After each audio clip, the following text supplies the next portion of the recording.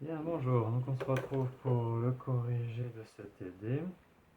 Je vais vous repasser un peu les solides en couleur parce qu'on ne voit pas forcément grand chose. Donc on a le bâti qui est la pièce 1, la barre ici que je laisse en noir. Sur ce bâti, par une liaison glissière, vient le solide 2 que je repasse en rouge. Et ensuite vous avez le solide 3 qui va être une barre avec une masse au bout que je viens remettre en vert. D'accord. Donc en termes de mouvement, pour retenir tout ça, ce qu'on va pouvoir dire, c'est que le mouvement de 2 par rapport à 1 sera une translation de direction x1. Le mouvement de 3 par rapport à 2 sera une rotation autour de l'axe passant par B selon Z, donc rotation B, Z. D'accord, et ce solide 3 a deux points caractéristiques, le point B, son centre de rotation par rapport à 2, et son centre de gravité G3 qui est ici. D'accord. Sur la première question, on se demande de déterminer le torseur cinétique C3,1. Donc torseur cinétique C3,1. Alors ce torseur cinétique, à la fin, on le veut au point B. Donc sur le point B, on a deux points caractéristiques, soit le point B, soit le point G3. Au centre de gravité, j'ai toujours des mouvements, des équations un peu plus simples à écrire. Le point B, attention, dans le mouvement de 3 par rapport à 1, ce n'est pas un point fixe, puisque mon mouvement de 3 par rapport à 1, par composition, ce sera une rotation plus une translation. Donc là, ce qui me permettrait de faire le choix, c'est uniquement le point auquel on me donne la matrice d'inertie. Cette matrice d'inertie, elle est donnée au point B. D'accord. Comme elle est donnée au point B, on va écrire directement la formule complète du cours. On l'appliquera pour une fois. Des fois, on n'a pas le choix. Donc dans ce torseur cinétique, je vais avoir la résultante cinétique de 3 par rapport à 1, qui vaudra la masse du solide 3, noté M3,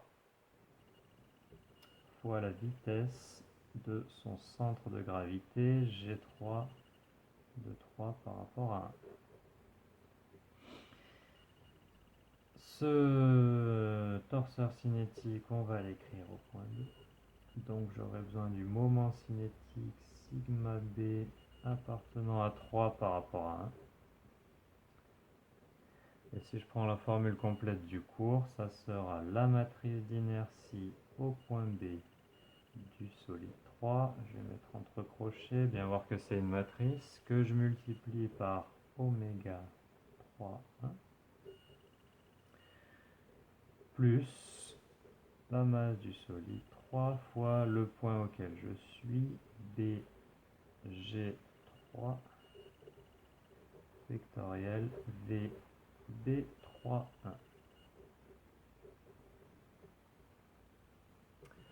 Ok, donc en termes cinématiques, je vais avoir besoin de calculer toujours pour la résultante cinétique la vitesse au centre de gravité. J'aurai besoin de la vitesse de rotation, j'aurai besoin de la vitesse en B aussi. Donc dans la logique, on va commencer par calculer VB, puis on obtiendra VG par changement de point. Ou alors vous passez par dérivation et vous aurez besoin de dériver pour avoir VB et pour avoir VG. Donc, calcul de VB 3, 1.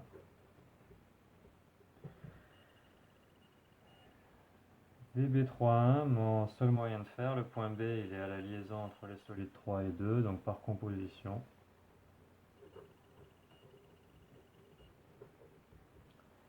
Je vais écrire que VB3,1 vaudra VB3,2 plus VB2,1.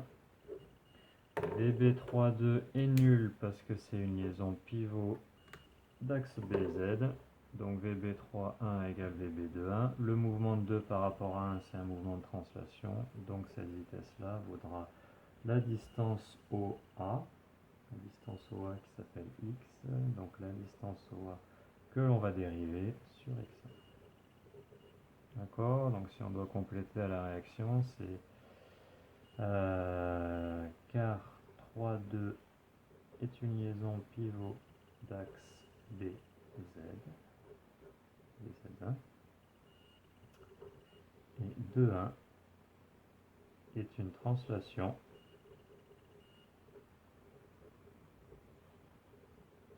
sur x1. Ok? On a le premier calcul, VB3. On va calculer la vitesse au centre de gravité G3 du solide 3 par rapport à 1. On va faire ça par changement de point. Ça vaudra VB3, 1 plus le changement de point qui est G3B vectoriel oméga 3. VB3, on la connaît, on l'a mis juste au-dessus, x point selon x1. Le vecteur G3B, il est dans la direction plus y3. Donc plus y3. Et sa distance G3B, c'est L3. Donc plus L3, y3. Vectoriel, la vitesse de rotation de 3 par rapport à 1, ça sera la même que la vitesse de rotation de 3 par rapport à 2. Ça sera dirigé par l'angle θ, donc il y aura du θ point sur l'axe Z. Puisque tous les Z sont les mêmes, Z1 égale Z3, donc j'écris ça directement dans la base 3 pour pouvoir faire le produit vectoriel. Ce qui me donne en résultat VG3, c'est x.x1 plus le résultat du produit vectoriel y vectoriel z, c'est dans l'ordre alphabétique, ça me donne du plus x, donc plus L3 θ point x3. Ok. Donc cette vitesse-là, on va s'en resservir.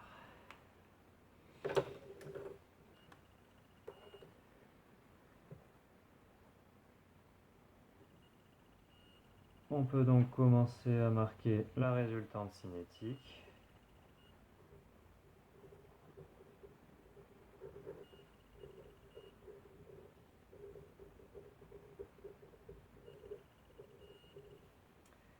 R3 par rapport à 1, RC pour cinétique, RC3, 1, qui vaudra M3,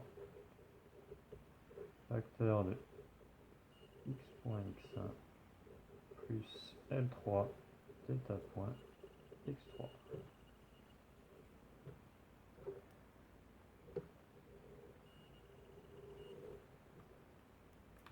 Ok. Maintenant, on va passer au calcul du moment cinétique. Ce moment cinétique au point B, on a besoin de la matrice d'inertie. Elle est donnée. Oméga 3,1, on l'a déjà déterminé. VB 3,1, on l'a déjà. Il ne me reste plus qu'à faire le calcul. Calcul du moment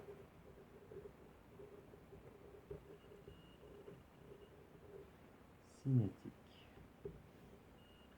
On prend un peu de place pour écrire tout ça. Sigma B3, 1, comme on l'a écrit au-dessus, ça sera matrice d'inertie.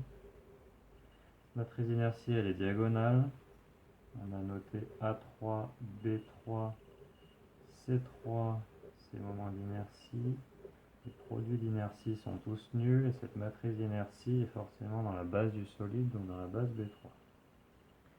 Qu'on va multiplier par le vecteur vitesse de rotation. Ce vecteur vitesse de rotation, on a dit que c'était θ point sur Z, que tous les Z étaient les mêmes, donc c'était θ point aussi sur Z3, ça me sert ici aussi, pour écrire ce vecteur dans la base 3 et pouvoir faire le produit matrice vecteur. Plus, si on doit remplir M3, BG3, BG3, cette fois c'est dans le sens contraire à Y3, donc ça sera du moins L3, Y3, je vais mettre ça entre parenthèses. vectoriel, la vitesse en B de 3 par rapport à 1, cette vitesse en B 3 par rapport à 1, c'était x point x1.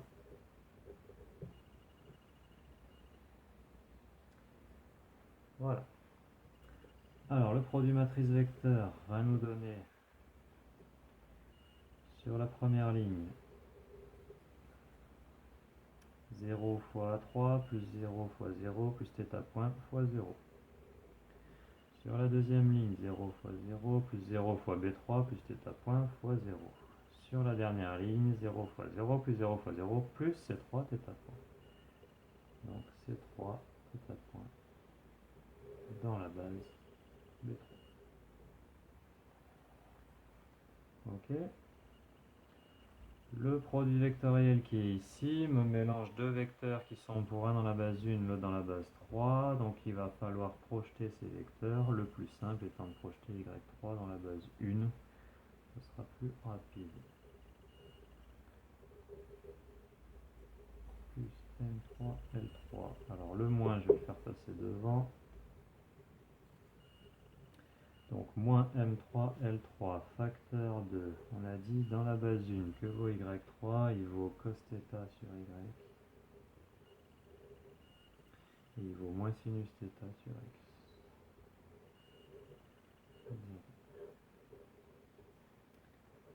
Vectoriel, quelque chose qui était juste X point sur X1. Et cette fois, mon produit vectoriel est entièrement dans la base 1.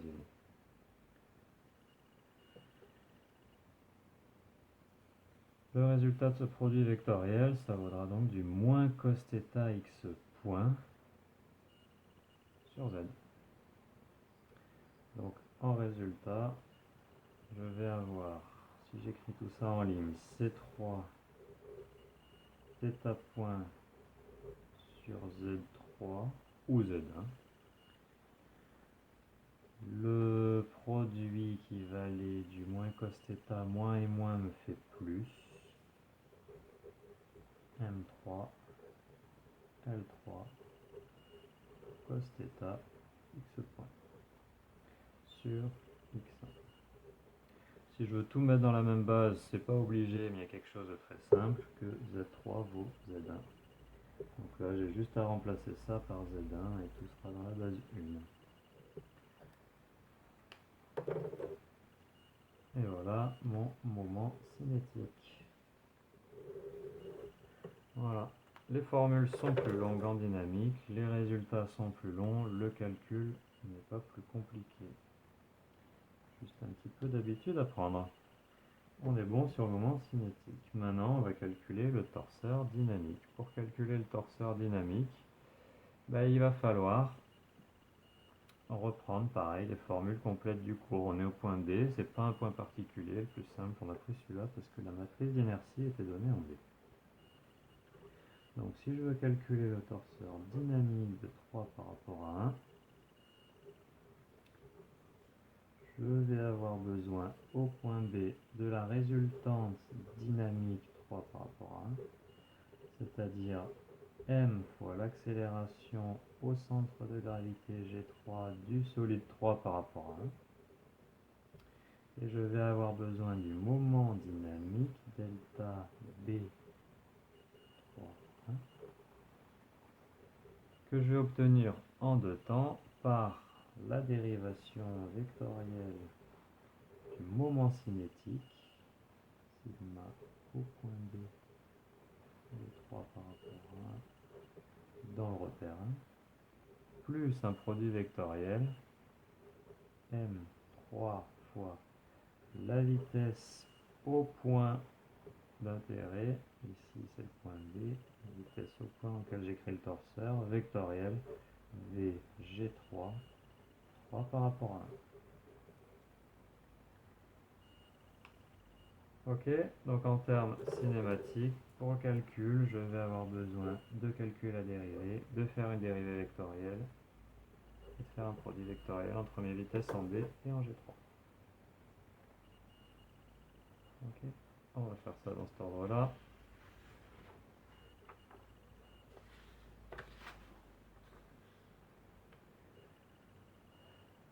Donc calcul de l'accélération gamma en G3, 3 par rapport à 1. Cette accélération, on va la faire par dérivation du vecteur vitesse. Dérivée de V, G3, 3, 1. L'ordre repère 1. Donc je vais avoir besoin de dériver. Il y avait deux termes à cette vitesse. Sur cette vitesse, il y avait un terme x point x1. Celui-là, je vais le laisser de côté parce qu'il est déjà dans le repère 1. Plus un deuxième terme qui était dérivé par rapport au temps du L3 θ point x3.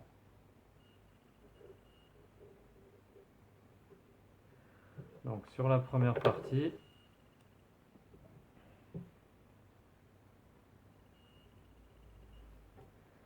ça va être simple, cette dérivée-là. x1 dans le repère 1 est un vecteur fixe. La seule question, c'est est-ce que x point varie? Il n'y a pas d'hypothèse comme quoi x point serait nul, sinon le solide 2 ne se déplacerait pas, ça n'aurait pas d'intérêt, il n'y aurait pas de dynamique. Donc on va avoir en dérivation du x seconde sur x1. Pour le deuxième terme, on a dérivé x3 dans la basule, et on a aussi à dériver θ point. Donc on va faire en deux temps.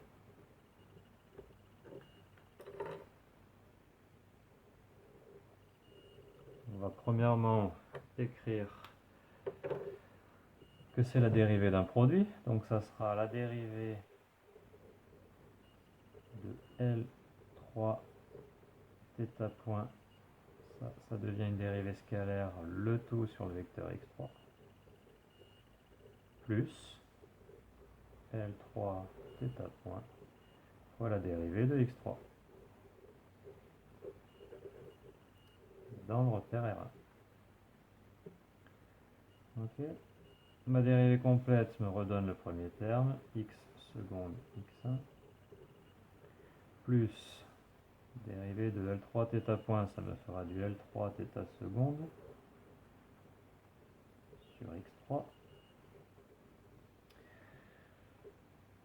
La dérivée de x3 sur dt x3 va se dériver sur plus y3. La dérivée de x3, ça sera du θ point y3, donc plus L3 θ point carré y3.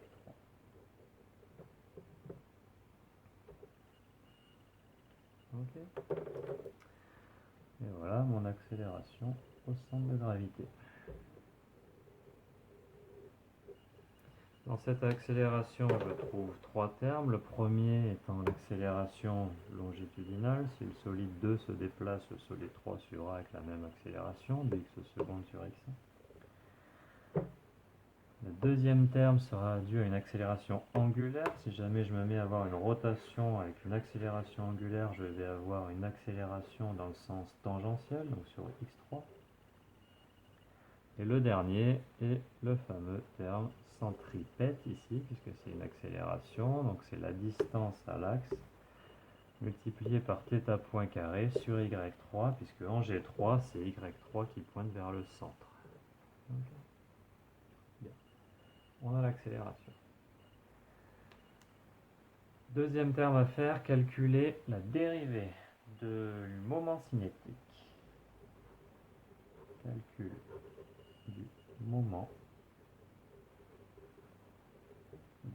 dynamique. Pardon. Alors, non pas du moment dynamique complet, calcul de la dérivée du moment cinétique. Je vais mettre ça en mathématiques, ce sera plus simple. Notez la formule. Donc, calcul de la dérivée par rapport au temps du moment cinétique sigma au point B de 3 par rapport à un repère R. Donc j'ai besoin de dériver. Ici encore j'avais deux termes. Les deux termes étaient dans la base 1, si je me trompe trompe pas.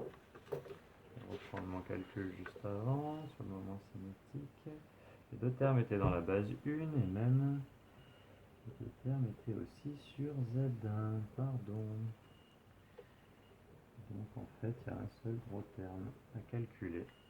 Tout était bien sur Z1, du Y vectoriel X, ça me donnait du moins Z1.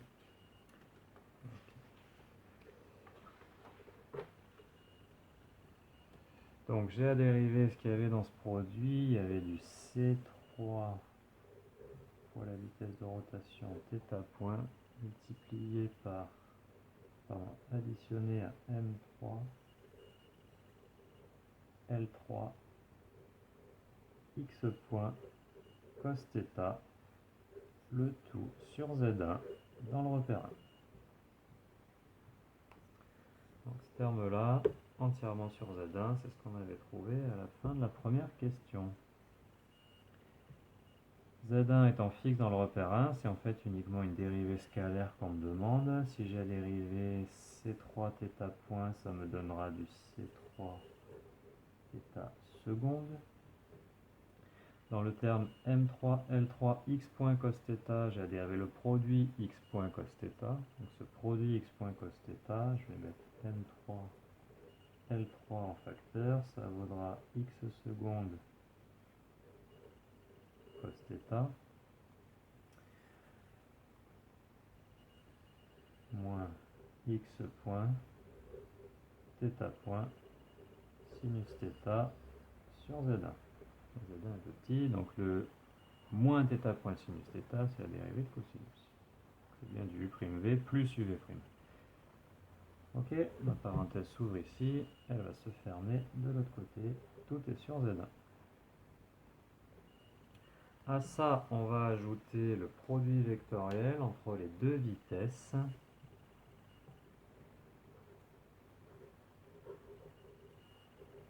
V, B, 3, vectoriel, la vitesse en G, 3.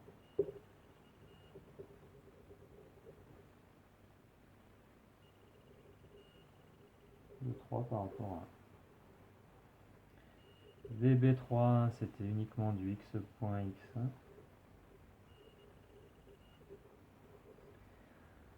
Sur la vitesse en G, on avait X point X1 plus le terme L3, le nom de la rotation, θ point X3.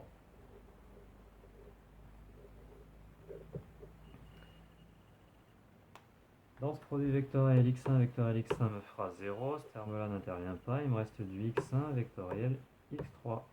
x1 vectoriel x3, x3 vaudra du cos θ sur x1, ce terme-là n'interviendra pas, plus sinus θ sur y1, c'est celui-là qui interviendra. Donc en résultat, j'aurai du x point L3 θ point sinus θ sur Z1, puisque ça sera du x1 vectoriel x1 vectoriel y1 qui me donnera du Z1. Ok, en additionnant ces deux termes-là, on aura le moment dynamique. Donc si on réécrit tout, pour avoir le torseur dynamique de 3 par rapport à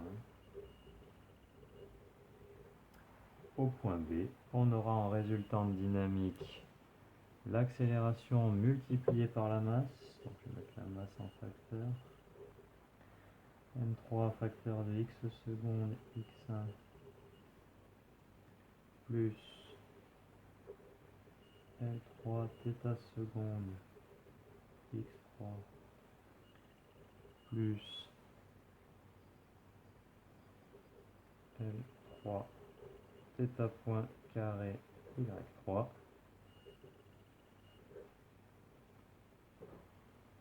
et dans le moment dynamique on aura la somme des deux autres termes. Dans cette terme là il y a du Z1 et encore du Z1, donc tout ce moment dynamique va se retrouver entièrement sur Z1. si vous regardez bien, vous avez du x3 L3 θ point sinus θ qui va s'ajouter au moins x point L3 θ point sinus θ. On multipliera ça par la masse, donc ça va se simplifier ces deux termes-là. Donc il vous restera que la somme des deux premiers termes. Dans cette somme-là, vous aurez du C3 θ seconde plus M3 L3 x seconde cos θ sur Z1. Voilà le moment dynamique.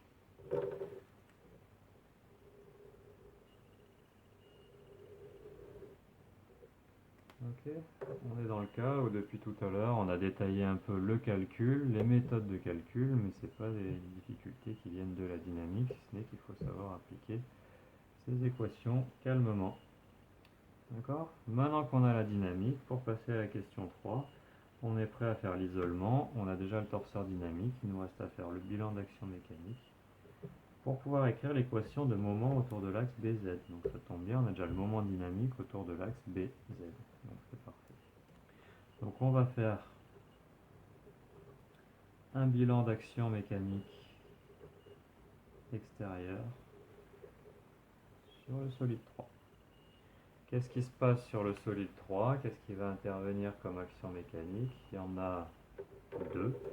Une qui va être l'interface entre 2 et 3 par la liaison pivot. Donc je vais avoir le torseur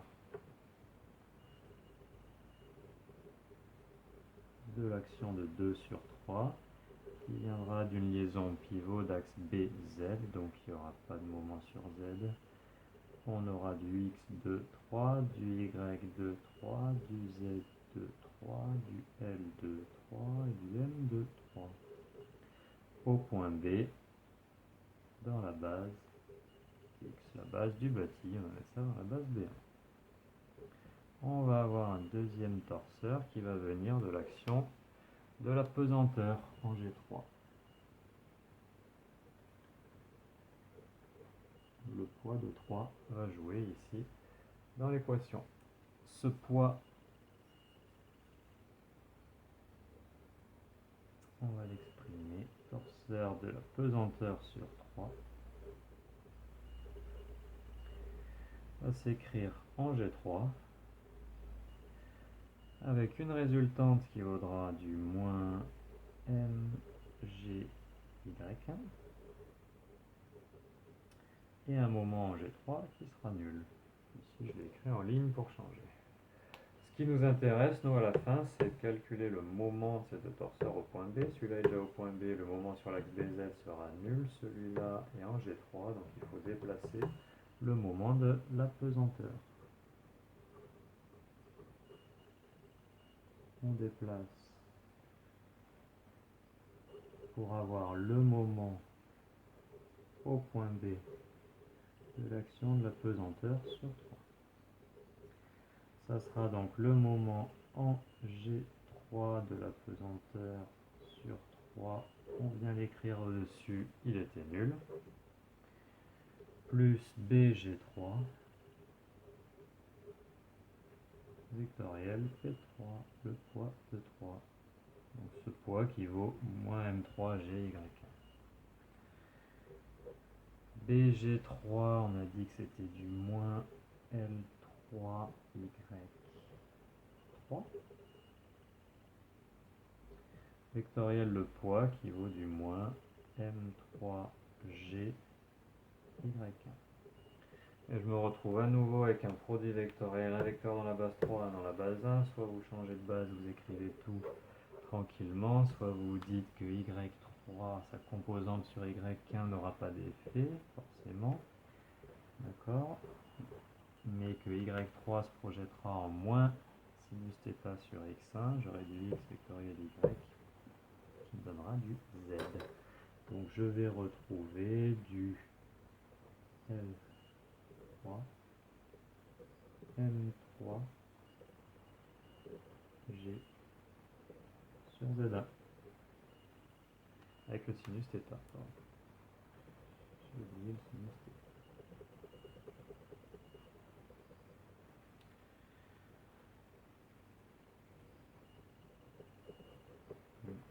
moins sinus θ, parce que y3 se projette sur moins x1.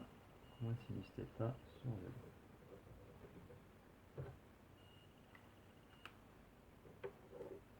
Ok, la seule équation qu'on me demande d'écrire pour trouver l'équation différentielle, ça sera le théorème du moment dynamique autour de l'axe BZ.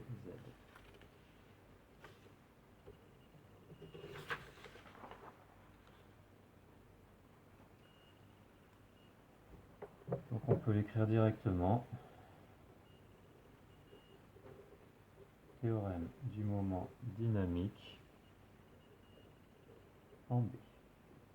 On va avoir du premier côté le torseur dynamique qui va aller C3 θ seconde plus M3 L3 x seconde cos θ, tout ça sur Z1.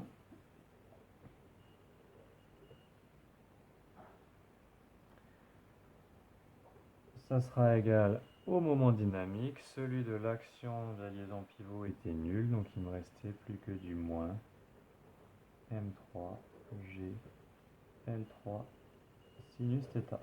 Et là, directement, on a l'équation différentielle qui va me lier l'accélération linéaire, le x seconde, à l'accélération angulaire, le θ seconde. Donc, ce qui se passe quand vous voulez bouger une masse avec un treuil, vous avez un câble qui relie les deux. Le câble va agir effectivement comme une liaison pivot au point B.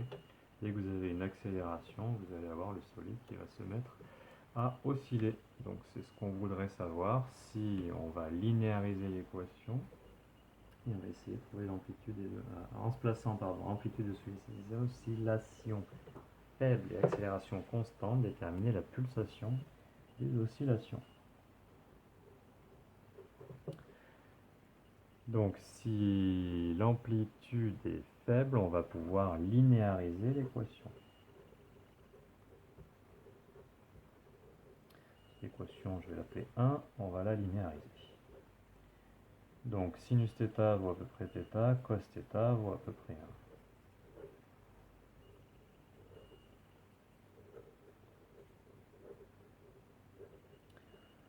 1. En linéarisant ça, on va trouver du C3 θ seconde plus M3 L3 x seconde, cos θ vaut 1, est égal à moins M3 G L3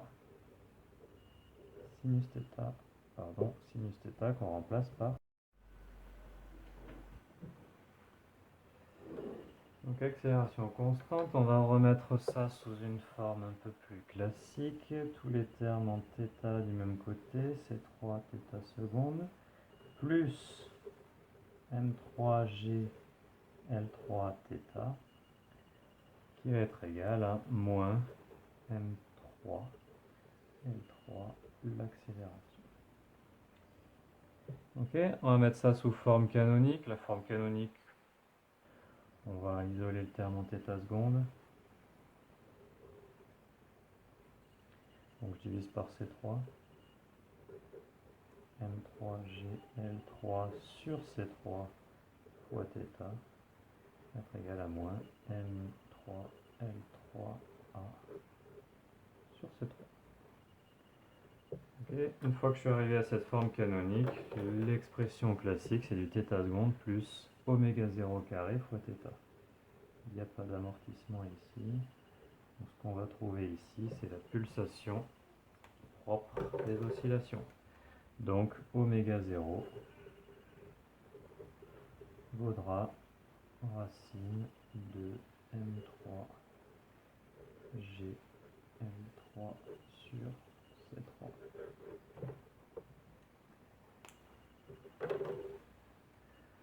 Voilà.